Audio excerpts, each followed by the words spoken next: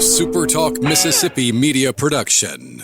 If you're feeling anxious about your investments with all the economic volatility and chaos in Washington, tune in to SuperTalk Jackson on Wednesdays from 9 to 10 a.m. and Sundays from 8:30 to 9:30 a.m. for Element Wealth Radio with Jeremy Nelson. Learn more at myelementwealth.com. Roll pre-record on my count. 7, 6, 5, 4, 3, 2. Roll A, fade up on A.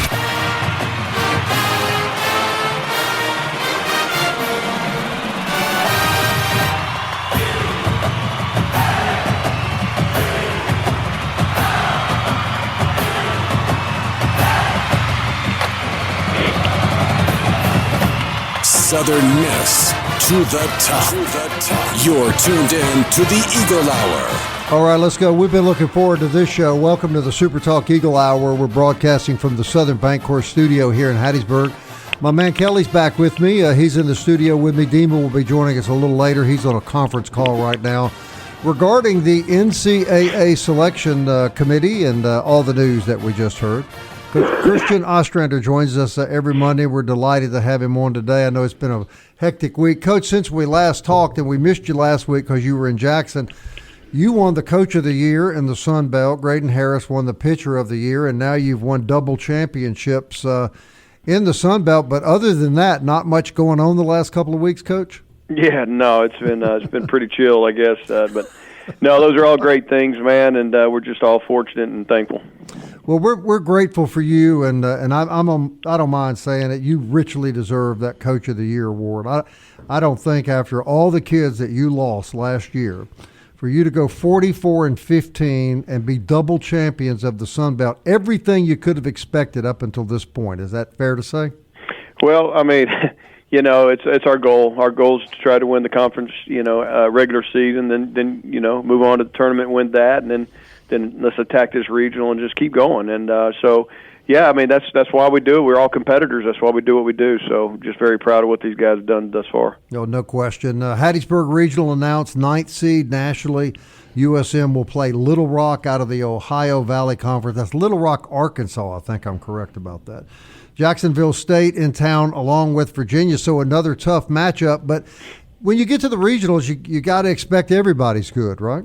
Absolutely, yeah. It's not like you're going to get a draw that's just show up. You got to go play good. And anybody, any game, across the country from here on out, that's how it's going to be. So, yeah, we're excited for the opportunity. Excited to have baseball back in Hattiesburg for a regional, and we look forward to it, and we'll be ready. All right, Coach, let's go back to the tournament for just a minute. You win a really tough game against I thought, a really tenacious Georgia State team. I thought they really came with a fight. Then you win the dramatic walk-off win against Troy. The third game comes up, and your guys don't play their best, I think it's fair to say. They lose the game against Troy and then come back ferociously yesterday. What was your message to your kids after the Troy loss, and what was their mindset? Clearly gritty when they showed up on Sunday, Coach. Well, after the game against Troy that we lost, I prefaced the meeting, and told them before how much I love them, we love them, how much we believe in them, how proud we are. But then just kind of let them know that it was unacceptable. We didn't compete hard enough. We didn't show enough grit.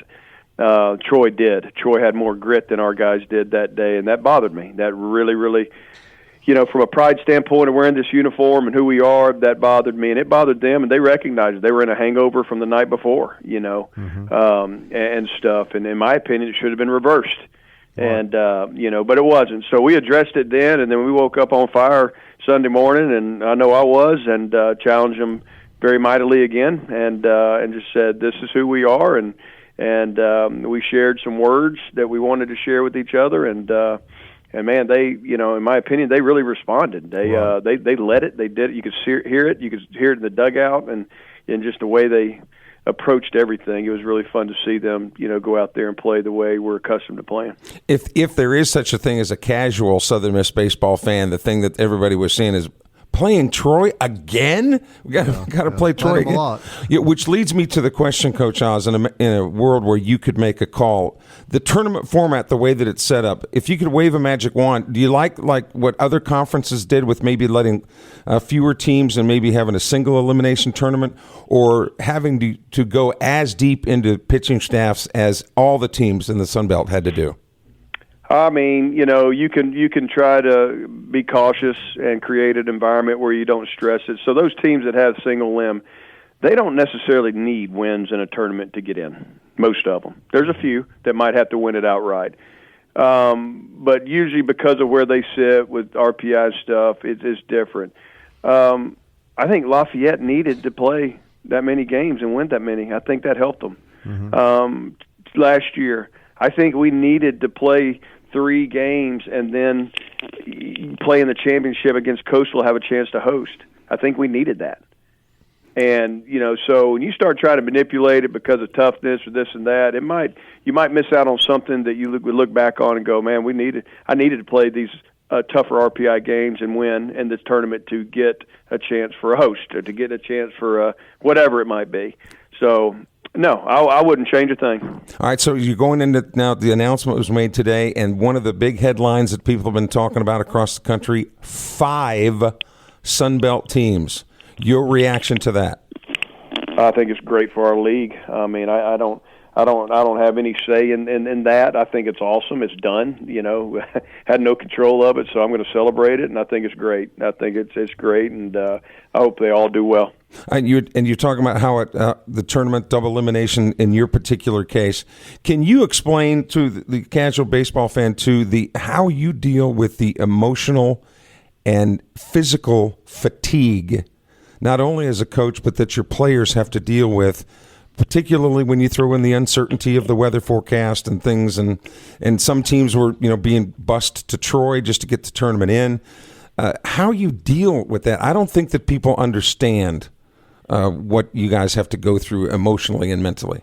No, it's tough. This was the most exhausting tournament I've ever been part of, and I know it was tough on the players, but they're a little more resilient than me, I promise.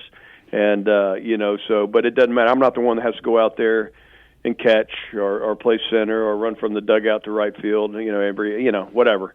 It is what it is, but I thought our guys handled it well. I really did. I thought they handled it well, all except for that one, after the dramatic grand slam and that late night because we were at the park all day and da-da-da-da-da. I felt like we had a little hangover the next day, but other than that, man, they answered. So it is tough, though. I mean, I'm not going to sugarcoat it, but it is what it is, man. You just got to deal with it, and so does the other team you're playing against. So, it's just part of tournament baseball. If there was one aspect of your team that led to the regular season and then the tournament championship, what on your punch list? What would that number one thing be?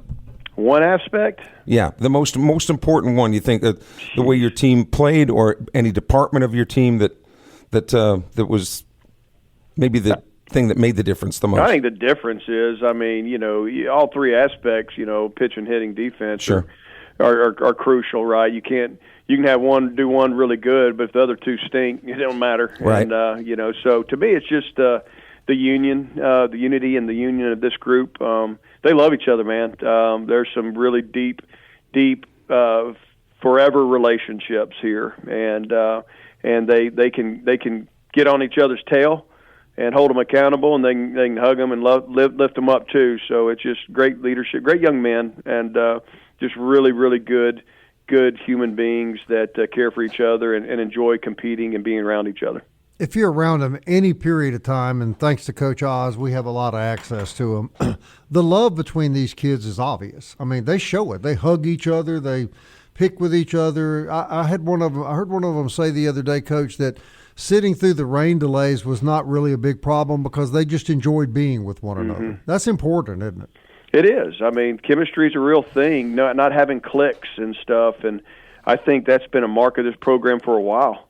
And it's not like that everywhere. We don't take that for granted. I think it's a environment that you foster, right? We got to do our part as coaches, and I think how we act and treat each other and stuff, and what we see, and just how we treat the players, it all matters, and I think it's all relevant. But ultimately, it's just because you get a lot of guys here that love this place, and and they lead, and so it's very special. I can't say it enough. And in this NIL transfer portal deal, there's a lot more guys that are worried about themselves rather than the team. So I think that's only going to get worse. This team. Not on this team, but others. That's one of the strengths of this team, Kelly. For sure, yeah. Kids want to play here. They want to be here. You talk to them and ask them. They'll tell you, there's no place on the planet I'd rather be than right here. And that's what I was trying to follow up with that point. Yeah, I didn't communicate it very clearly, but that's what I meant. All right, Coach, when we come back, you've answered this question for me, but I'm going to let our listeners hear what you had to say. You said that you were a part of another dramatic walk-off, incredible moment in your playing career, and then I'll get you to talk about obviously the dramatic moment that occurred in Alabama this week. It was really hard to believe. And it's a good thing our guys love each other, because apparently nobody else in the league likes us. I got that impression that there's not a lot of love with some of the other fans for Southern Miss baseball. Well, it sucks to be them. Oh, well, yeah. They just want to be us. That's more with Coach Christian Ostrander, other side of the break. Golden Eagle Hattiesburg Regional set. USM taking on Little Rock at 1 o'clock Friday afternoon. Jacksonville State in Virginia. That'll be one to watch Friday night. We'll talk to Coach Oz about the tournament next.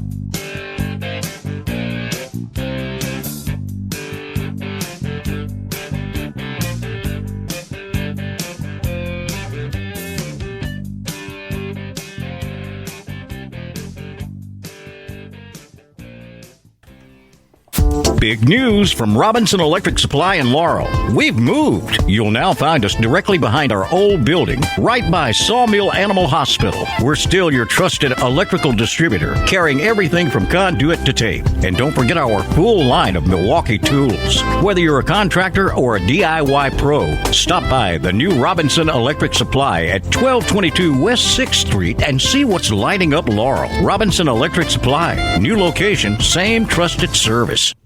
Southern Miss to the top. You're tuned in to the Eagle Hour. All right, welcome back. Second segment of our show every day, sponsored by Eagle Tire West out on Highway 98 West. I know what those guys were doing all weekend. They were glued to the TV. I know that for a fact. Great place to take your vehicle for maintenance work and for, of course, tires of any major brand. Eagle Tire West. They're located on Highway 98 West in Hattiesburg. Kelly, they got my car all fixed up before I left, and it was a dream drive. Well, and it's raining here today in Hattiesburg, as it's been just about all over the South the past week. Now is a good time to check those tire treads. Correct. So that you're not hydroplaning and things like that, No, because that's it's right. real quick that can happen. First segment, we got a little excited getting Coach Oz on. Forgot to promote that sponsor, as we always should. And that, of course, would be our wonderful friends at Dickey's Barbecue Pit. And that would be a perfect place to call this weekend, Kelly, if you want to cater for the upcoming regionals. Yeah, because you're not really sure, right? I mean, you're pretty sure that the Eagles are going to, but until you get the official word, now's the time to call. Yes. Coach Christian Ostrander on the phone with us, and the Sun Belt Coach of the Year. I do want to add that again. Coach, we talked off the air a little bit before you came on. You said you had experienced a moment similar to the Dre Barrett walk-off grand slam this weekend. Tell our listeners about that, and then your reaction when you saw that ball leave the park. Sure, yeah. The thing that is the closest I've been a part of that was back in 1996, my senior year at Delta State. We're playing a conference tournament. We had to beat Alabama Huntsville twice on a Sunday to win the conference tournament. We beat them game one. I actually got the win on that one, and I got the win in game two. But anyway, that's another story. We're down 7 to, I don't know, man, 7-2 or something like that, going into the ninth inning, and we end up hitting a 3-run home run to get a walk-off in that ninth inning. And remember the celebration, Jeremy, myself, all, whatever. And it was one of those moments like you couldn't believe it just happened. You couldn't believe, a lot of the infield hit, blah, blah, blah, whatever. You get to that point, and then bam. The coolest thing about it was all along that inning, we were taking the first pitch. We were taking till we got a strike. Our assistant coach, Mike Kennison, who ended up being the head coach after that, I'll never forget, he told the current Delta State baseball head coach, Rodney Batts, he took the takeoff and first pitch fastball, he hit it out of the park. And so really cool. But, man, the other night with Dre, that was something, man. I remember when I saw it off the bat, I knew it was gone, and I remember walking down the steps of the dugout, going to let those boys celebrate. I looked at Gunner and just shook my head, man. And, just like, wow, that's something. That's special. So then I just sat back and watched them celebrate. So that was cool. Yeah, you think you were shaking your head. Imagine the other side. Yeah, I was pretty close to a lot of Troy fans. They didn't like it as much as I did. I thought it was really cool. Man, I'm sitting in Bronzini's Sports Bar in Indianapolis. Now, remember, that's Eastern time zone. So it's already way late, right? And the other guys that we were with, this one Eagles just didn't have it in this one. We're going back to the Airbnb. They're all asleep and get up the next morning, and I told them, you're lying. So they're all on social media pulling up the video. It had to be one of the most dramatic sports moments you can ever witness. Yeah. Baseball has that unique ability to create the home run is exciting, the dramatic strikeout is exciting, but my God, a walk-off grand slam with 2 outs in the bottom of the ninth, it just doesn't get more magical than that, right? And now, there's very little time to celebrate, Coach Ostrander, because you got the Rams coming in from Arkansas, Little Rock. You got a very strong Jacksonville State team, which, to be honest, they scare me to death the way they're playing right now. And then Virginia. So take us through the chronology of how you prepare now on this short week. We're gonna, obviously today is getting rest. These guys were exhausted when the bus pulled back here at 10:30 last night, and so they're gonna we just tell you, get away, go rest, man. Get in the bed, sleep, do whatever, and we'll get back after it tomorrow. And so we'll work out. We'll get our weight workout tomorrow. We'll practice and do the same thing Wednesday, and then Thursday gets here. You got slotted times for each team, for practice. So. Yeah, it's short. You got short turnaround, and then this place is going to be crazy, man. It's going to be stuff happening everywhere, and we look forward to it. But there's additional media responsibilities, right, that go along with not only for you and your staff, but the players as well. Media avails. Yeah, I would think. Yeah. We'll take that as it comes. I'm sure there will be and stuff. So, but at the end of the day, we're home. We're home. We're in our own locker room. We're in our own dugout. We're in our own beds, and we've got our own fans here. So I'll take anything, any hassle. Come on, bring it. We're glad to be here. Amen. Well, it's like the guy said on the selection show today, the Pete Taylor Park's a fun place to play if you're a Golden Eagle. That's what he said. It's not very fun to play there. Coach, give us I know it's early, but just give us your initial observation of the field, Little Rock, Jacksonville State, and Virginia.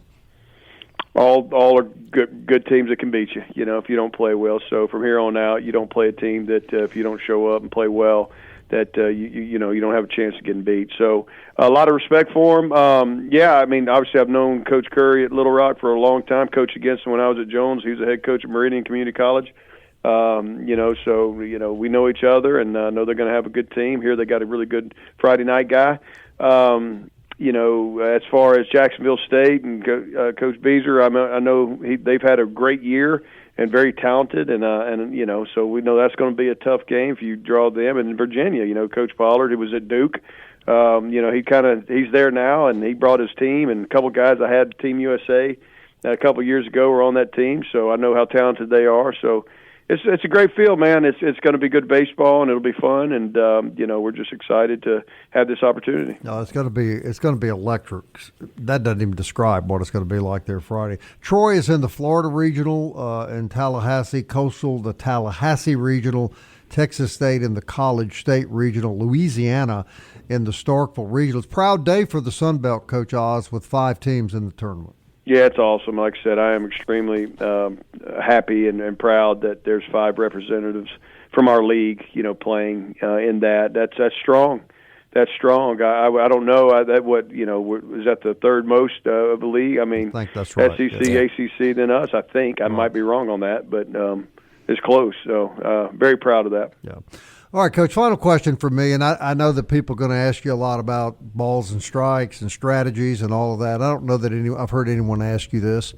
Put everything aside, I want to ask Christian Ostrander what personally this level of success means to you, because I know you've worked your whole life to get here, and here you are. You've got a nationally prominent top 10 baseball team, drawing all sorts of national attention, double winner of your league. What does all this mean to you personally, Coach? Oh, wow, it's a great question. I mean, I'm very, very humbled by it, honestly, and I probably don't enjoy it as much as one day I'll look back on it and do that, because I'm always, focused on the next. But I'm just thankful, man, just thankful to be able to do what I do. I love my job. It doesn't feel like a job, never has in 28 years. And, and being in a place like this that presents the opportunity for us to be great, to be relevant, to be nationally relevant, and, just thankful, man, just thankful for Coach Berry, bring me here, almost 10 years ago, and just thankful for the opportunities and our administration and is given. So I'm just thankful, and I feel a huge responsibility, and I love it. That's what we want, embrace it. So I'm just very thankful. Coach, I got to tell you that when the game ended yesterday, I couldn't help but think a little bit about Scott Berry and Corky Palmer and the great Hill Denson and all the men before you that really laid this foundation that you've taken it even a step further now. But, boy, a lot of credit goes to them as well, doesn't it? It does. It's just some great men. Coach Denson was in here earlier. I thought with Coach Berry every day. I mean, it's, wish Coach Palmer was around to see some of these pitching staffs we've had over the last 5 or 6 years. He'd have enjoyed that mightily. And but I'm honored to be in that that group of men, and with Coach Taylor as well, and so just very thankful. Well, Coach, we thank you for your time. Kelly and I are no longer journalists, so we can express our opinions, and I know I speak for him when I say we just don't think the program could have better leadership than you. We think you're as good a baseball coach as there is in America, and we think everyone should be very, very grateful that you're here leading the team. Well, I appreciate those words. I know y'all are biased, but I appreciate it. And just remember how cheap it is to live in Hattiesburg, Coach. That's just, yeah. Oh, we love it. We love it. Ain't no doubt. My family everybody loves it. here loves you too as well. Hey, Coach, congratulations. We really look forward to seeing you this weekend at the Pete. All right, thank y'all. All right, Coach Christian Ostrander. He's right. We are biased, but there's truth in what I said. Tell me where there's a better college baseball coach, Kelly. And I didn't say this on the air. I told in a break, but I have said it on the air in the past week or two. Now I certainly haven't coached baseball at the level that he has, but I have coached enough to know when a guy's working all the time. Some of the older coaches who have been around a while, they can throw their top 9 or 10 or who they think of their top 9 or 10, and they're going to go, you know what? If we win 35 or 40 games, I'm not going anywhere. They're not going to fire me. I'm going to get into the tournament. I don't really have to mix and match and play different cards and deal different things. But I've seen Coach Ostrander this year all the way up to the last minute tinkering with this lineup to play for now what counts. Yeah. Right, the regional tournament and then the super regional. And so he has been working all season long, and I just wanted to let him know how much I appreciate it, because you can. Yeah.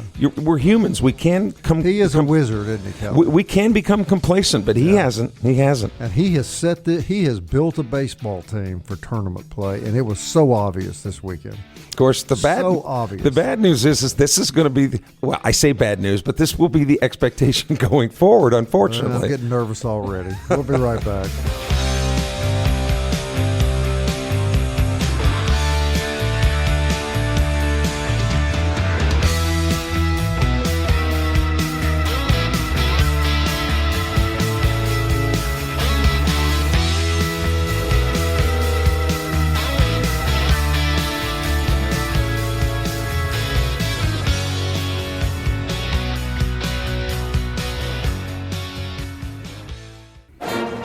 Eagle Hour, Southern Miss to the top. Hey, our good friends at Forest Health remind you that pulling for the Golden Eagles is fun, big-time fun, but you're the most important player, so you be sure you get an annual physical and be sure your health is as good as it can be. Our wonderful friends at Forest Health can help you with expert medical care closer to home. ForestHealth.org. Speaking of which, when was the last time you had your meds updated, Bob? Because I think this tournament... I needed them updated Friday night. At what time was that, Demo? About 10:30? I thought I was going to faint. Honestly, I don't even know what day it is. I'm kind of with you, Demo. It was a long week, and this young man, even longer for him. I came home Saturday night. Demon didn't get home till 2:00 this morning. Yeah, but he's a young Jedi. He can. And let me just I'm say, getting older. Let me say kudos to this kid and the young man that is Scott Kirk at the Channel 7. I was with these two all week, and these guys, I'm a fan, right? I'm there having fun. These guys were working, and they both did an exceptional job in covering Southern Miss. Both of you. Well, I appreciate it. Exceptional job. But there was a time, Bob, that you were that age and you were covering tournaments. I did. So I've been there. That's why I think that's why I enjoyed watching these two. It reminded me a lot of the old days watching these two kids do what they did. Hey, real quick, MCS Home Center, that's where you go for home repair, home remodeling, home construction, everything you need for your next project. Home lawn or garden is available at MCS Home Center in Bellevue. We had a good time out there last week. Local folks eager to help you. All right, Dima has been on a conference call with the NCAA selection committee. That's where he was first half of the show. Dima, what'd you learn? Yeah, it's interesting. A lot was talked this season about the DSR, rating versus the RPI. And when the regionals came out, I really thought Arkansas was going to get a regional, and they ended up not getting a regional because their RPI was kind of lagging behind a couple of the bubble regionals. So the chair of the committee, Michael Alford, who's the vice president and director of athletics at Florida State, he was the one who was answering the questions, and he was talking about the RPI and DSR and said that they looked at the DSR and the other metrics, but they really valued non-conference schedules this year. He said that was if you go out and schedule hard competition, you're going to be rewarded for that. And so teams like Troy, teams like Texas State, some of these bubble teams that were the last four or 8 teams in or whatever it is, those teams were rewarded with going out and scheduling. He actually mentioned Troy in that and said that, last season they were left out because they didn't have a non-conference schedule, and this year they went and, scheduled it out. So, of course, Troy got in.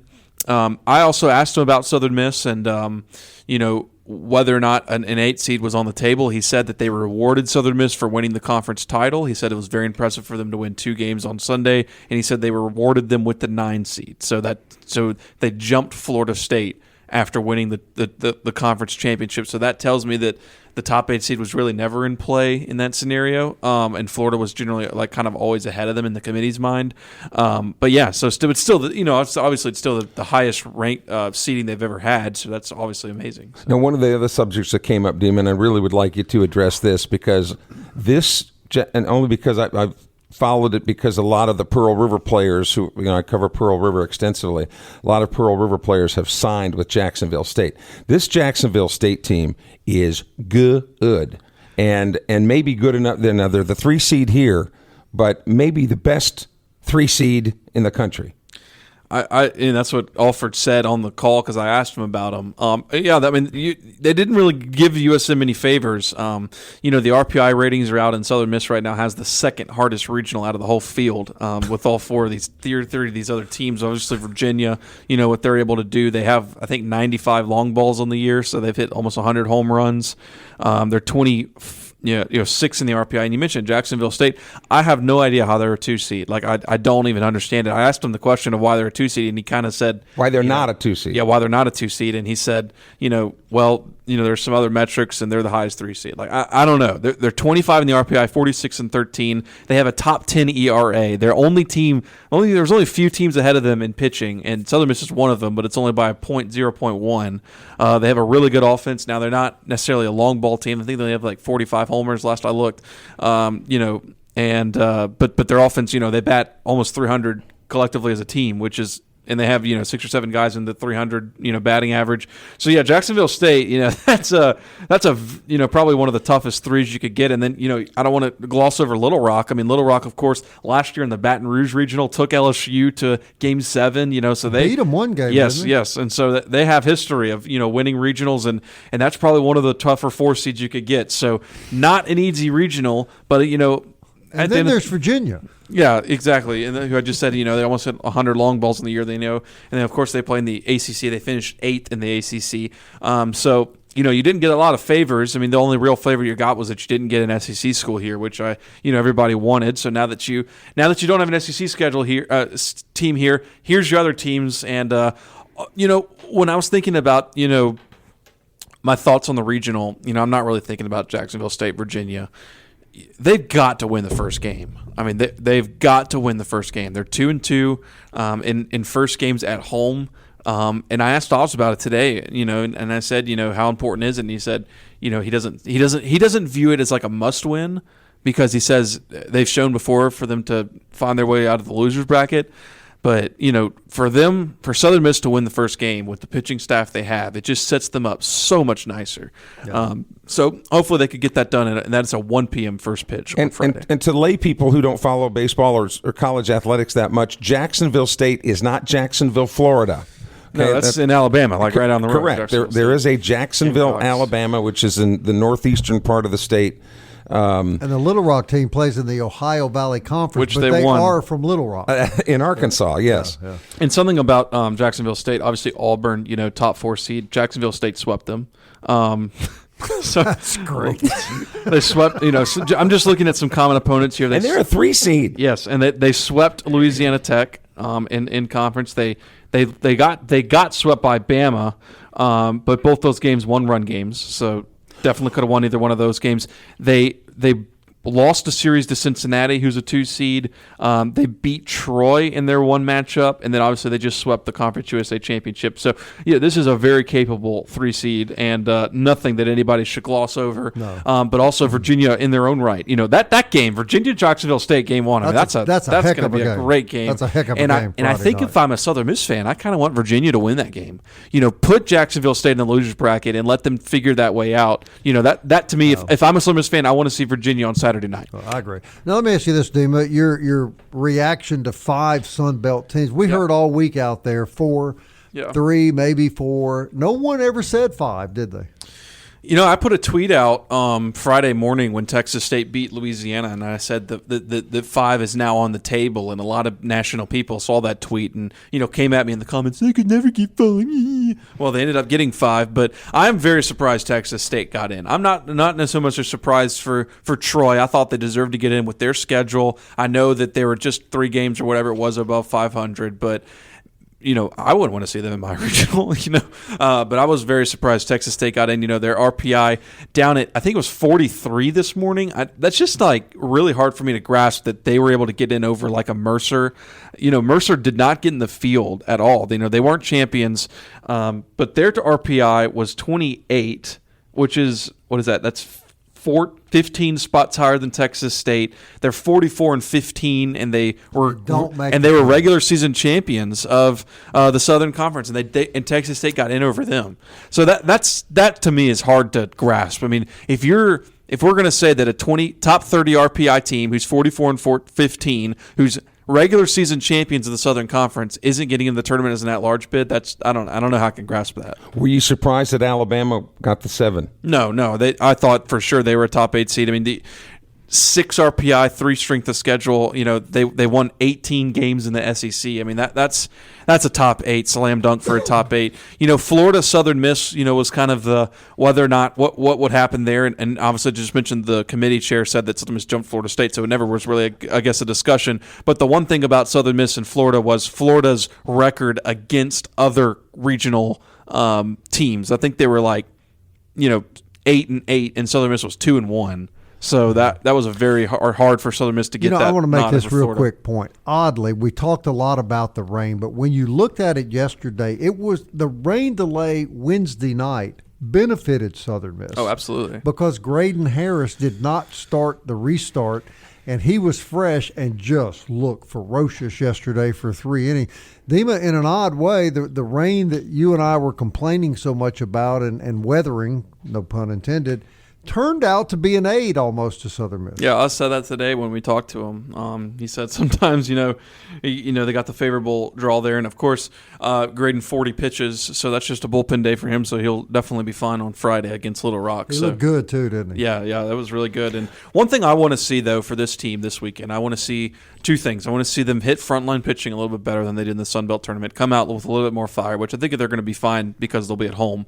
But second, I want to see how Camden Clark responds. He was very emotional after what happened on Friday, where he just didn't have a good outing, and it's probably the worst we've seen him all season. Very emotional on the mound. I asked Oz and Camden about it, and they said, listen, he's got to flush it, but that's also, he's a sophomore. He's still got to learn how to flush those emotions and play with those emotions. Yeah. What a great week. It was a long, tough week, but it was fun, wasn't it? And we got more to talk about. We're going to be talking baseball all week. We'll be at Fuzzy's Tacos tomorrow, and then Wednesday and Thursday, 2-hour shows, both Wednesday and Thursday from the Warren & Warren Asphalt Suite at the Pete. That's going to be...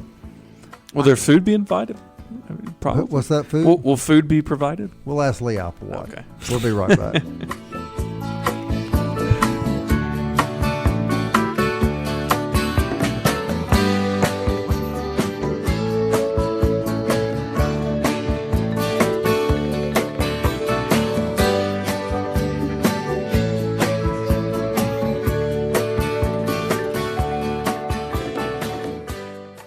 Big news from Robinson Electric Supply in Laurel. We've moved. You'll now find us directly behind our old building, right by Sawmill Animal Hospital. We're still your trusted electrical distributor, carrying everything from conduit to tape. And don't forget our full line of Milwaukee tools. Whether you're a contractor or a DIY pro, stop by the new Robinson Electric Supply at 1222 West 6th Street and see what's lighting up Laurel. Robinson Electric Supply. New location, same trusted service. You're tuned in to the Eagle Hour. The Eagle Hour. Southern Miss to the top. All right, everybody, welcome back. I want to remind you, if you got some gold or silver you want to sell, make some cash money, take it to Jewel Masters, Highway 98 West in Hattiesburg. Marty Vick's been buying gold and silver longer than anybody. It's not even close. And you won't get a better price anywhere. And you might need that money to get a ticket this weekend. Yeah, you might want to sell a lot of gold and silver down to Jewel Masters if you're planning to buy a ticket. Also, a great thing for you to do during the course of the week, Kelly, this is always a good thing, is to have a buffet at Movie Star Restaurant. Oh, it's right down the road here. Catfish, fried chicken, meatloaf. It's raining, but you can still smell the Movie Star from here. Cornbread and butter beans, ice cream. I've got ice cream too. Apple pie. Banana pudding. It's only an hour show, Bob. Kelly's got tears in his eyes. And we're in our last segment here, yeah. You wipe those tears out now, Kelly. I understand how it's a great idea, though. They've been doing it for 25 years, Movie Star Restaurant. We sure hope that you'll say hello to them. And also, we want to say hello to our wonderful friends at Genesis of Hattiesburg, who help sponsor our coverage out at Montgomery. Very grateful to Kevin Mullins and that wonderful bunch. And Mo Beignet Company would be a great place for some weekend desserts as you watch the Golden Eagles stomp their way through the regional tournament. Get a good, delicious beignet at Mo Beignet. And don't forget about our podcast. That's where lots of you hear us every day on Apple, Audible, Spotify, Stitcher, TuneIn, YouTube. We're grateful to you. All right, real quick reminder, Eagle Hour on the road all week. We'll be at Fuzzy's Tacos tomorrow from 1 to 2. Special 2-hour shows coming your way Wednesday and Thursday from Pete Taylor Park. We'll be inside the Warren & Warren Asphalt Suite and previewing this exciting regional that's upcoming, guys. And the next question, first things first, obviously the regional this weekend at the Pete. But when the Eagles win this one this weekend, they match up against the Gainesville regional. So the Gators are the number 1 seed, obviously, in Gainesville. But interesting storyline. Troy is also going to be there. So just when you are officially sick of the Troy Trojans. Can you imagine if they came here for a super region? It's remote, but you could see the Trojans as many as 3 more times. That would be the 7th matchup this season with them. And as we saw, Dima, there's so much love between the two teams and fan bases that I don't even know what to say if that would happen. I mean, I really don't. Florida's really good, though. I think Florida should handle that regional. Now, Miami, has had a good season, but, their center fielder, Daniel Cuvée, who was here last year, everybody remembers, he's been injured a lot, so I don't know if he's going to play this weekend. They're a quality program. Very quality program. And Florida, really, when you look at all the teams in the field, including the UCLAs and the Texases and so on, and the Georgias, Florida probably has the most major league prospects. What I heard him say. So, Dima, let me ask you this. You were just on that conference call. View from 30,000 feet, the regionals, were they handled fairly? Yeah, I mean, I think for the most part, there were some, kind of just some lazy, picks for some of like the 3 and 4 seeds. Like, I think Lipscomb are they in Starkville? Lipscomb's in Starkville, right? I think, yes. Yeah, and which they already played in a series earlier this season, so I don't really particularly like that. So there's some things like that where you just don't want to see all that. But some interesting notes about the regionals though is number one, I really think the 16 overall seed Morgantown regional, I think that's a very favorable regional for West Virginia for a 16 seed. That should generally be pretty tough regional. Southern Miss was a tough 16 last year, and they got a tough regional. I think Southern Miss has a very hard regional this year. But you avoid the SEC school. Another thing is, since you avoid that SEC school and you have some teams, Virginia's kind of far away. Little Rock, Jacksonville State baseball fans, probably not to the level of what you expect of a Southern Miss or like an LSU or Ole Miss. So I think for the most part, like tickets and like home crowd presence, Southern Miss should be in pretty good shape for this regional. That's the benefit of not having an Ole Miss here or a Arkansas, with some huge fan bases. And we've picked nothing to slight those other 3 teams because Virginia in its own right has been over to many World Series and they have a great fan base. But that's a long trip. And we've criticized the selection committee before on their bias toward the SEC, but it does need to be for the sake of fair play. It needs to be noted that they took Texas State over a Kentucky. In this field, Kentucky didn't get in. Texas State did. No, Kentucky's in. In the they got in. There was one that didn't get in though. I think Vanderbilt didn't get in. Yeah, Vanderbilt is not in. LSU's not in. LSU. One thing about I just totally forgot what I was going to say. Sorry about that. Sorry. No, I just. But the fact that Texas State got in over some other teams that you might, if they are biased. This is it. The Sun Belt got 5 conference champions. The AAC got 1. Really? 1. Well, and we can't ignore this fact. You can say what you want to about the selection committee.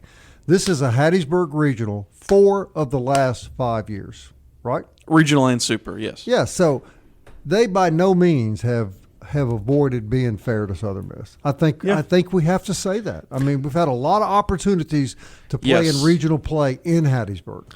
Yeah, and this is the 6th overall postseason event in Hattiesburg. Southern Miss so far 1-4 in home postseason events.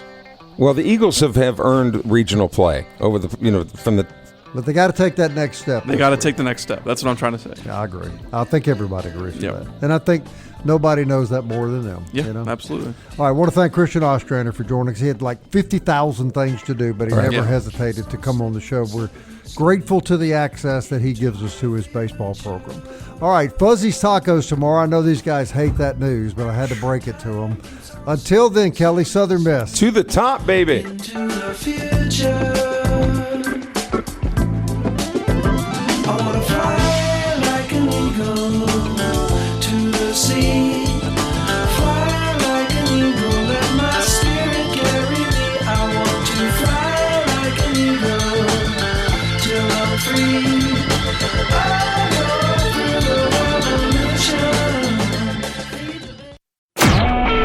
A SuperTalk Mississippi media production.